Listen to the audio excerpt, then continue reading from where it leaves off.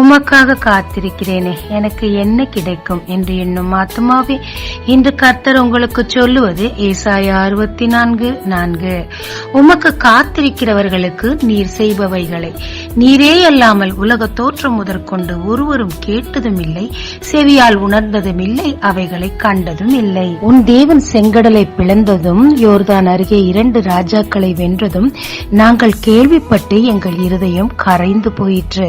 வானத்திலும் பூமியிலும் உங்கள் தேவன் போல் ஒரு தேவனும் இல்லை என்று ராகாப் சொன்னாள். அவர்கள் 430 ஆண்டுகள் காத்திருந்தது வீண் போகவில்லை.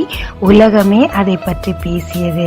கர்த்தருக்காக நீங்களும் வெகு நாளாய் காத்திருக்கிறீங்களே, இழைச்சு போயிட்டீங்களா? கொஞ்சம் பொறுமையா இருங்க. உலகமே பேசும் அளவு தேவன் உங்களுக்கு ஆச்சரியமான காரியங்களை செய்ய காத்திருக்கிறார். ஜெபிக்கலாமாங்க. தேவரீர், நான் காத்திருந்து எனக்காக நீர் ஆயத்தம் பண்ணினவைகளை பெற்றுக்கொள்ள போதிய விசுவாசம் தாரும். இயேசு மூலம் பிதாவே, ஆமென். இயேசு கிறிஸ்துவின் நாமத்தில் இந்த நாளில் உங்களை ஆசீர்வதிக்கும் ஜீசஸ் விஷன்.